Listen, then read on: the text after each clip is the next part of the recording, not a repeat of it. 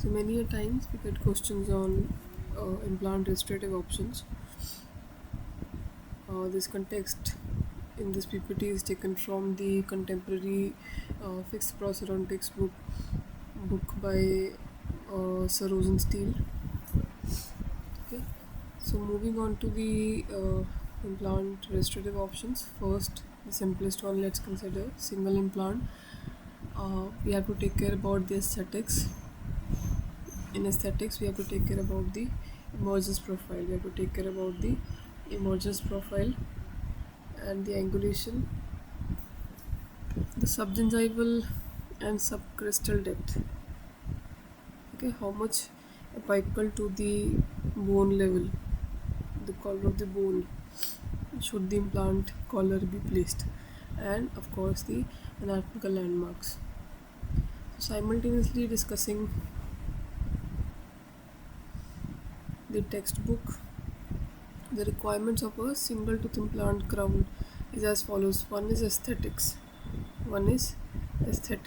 then anti-rotation feature to prevent the prosthetic component loosening, then simplicity to minimize the amount of the components used, okay. Accessibility to maintain the optimum oral health, that it should be accessible by the patient for proper brushing, okay, proper flossing, oral hygiene measures.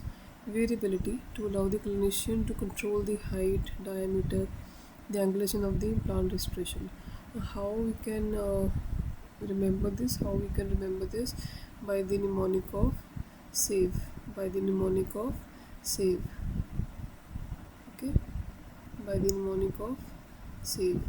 So E is for aesthetics, A anti-rotation feature and accessibility, B variability, and S for simplicity. Okay.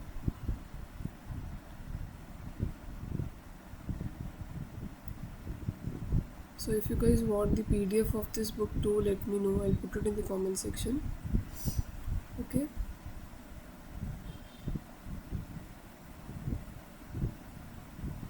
Next is long span edentulous areas. Usually it is not recommended to join the natural tooth to the implant crown.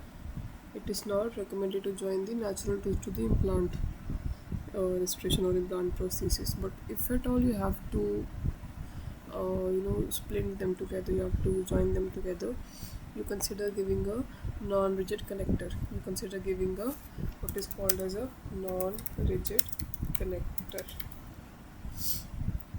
You consider giving a non-rigid connector.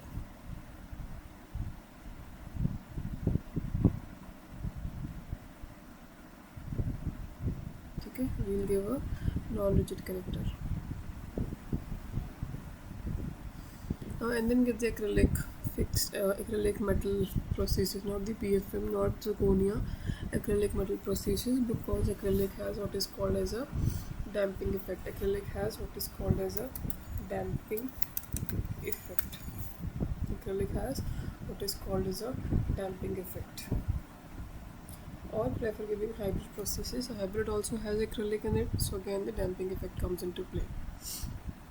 Looking into the textbook, long edentulous span.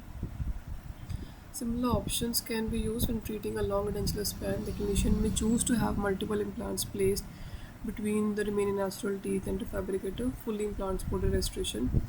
So what happens as an alternative, one or two implants, they can be placed in long edentulous span and final restoration can be connected to the natural teeth. When it is necessary to do this, we give protecting the teeth with the telescoping coping is recommended. Okay, you give a telescopic coping, the way here it is given, the way here it is given, it's a telescopic coping, and then you give a prosthesis. Okay, otherwise you give what is called as a hybrid prosthesis, or you give what is called as a hybrid prosthesis, because it combines the principles of conventional FDP and the removable prosthesis.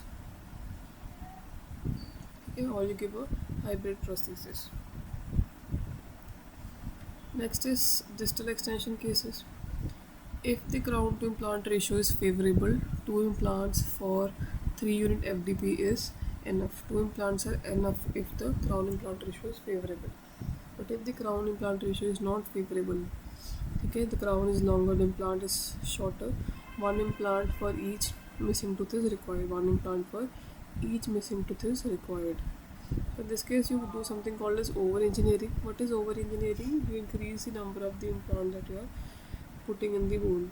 Okay? Over engineering is done to ensure more equal distribution of the forces.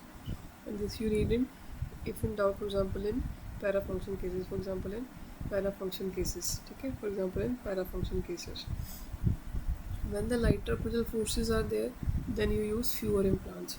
When lighter forces as in, if patient is having a denture prosthesis,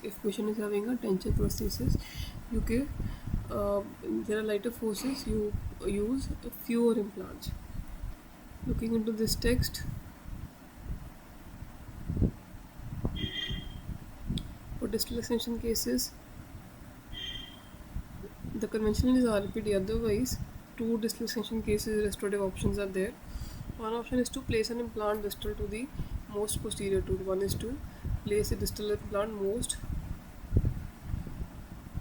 posterior to the natural tooth button, fabricate prosthesis connecting the implant with the natural tooth, just as using a telescopic opening.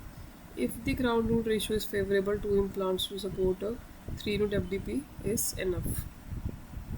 Okay, now if implants are short or crowns are long, to replace this implant, each missing tooth is highly recommended for each implant. Each missing tooth is recommended for one implant to replace each missing tooth. Okay, so if doubt remains, more implants they can be used.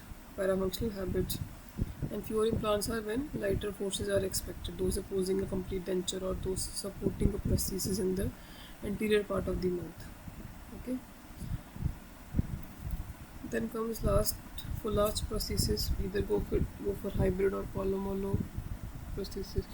So in full arch prosthesis, better is to have maxillary 6 implants in maxilla and mandible, minimum 5 implants. We use volume 4 also.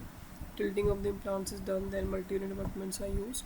But mandible, according to literature intakes, it requires 5 implants. Okay, it requires 5 implants.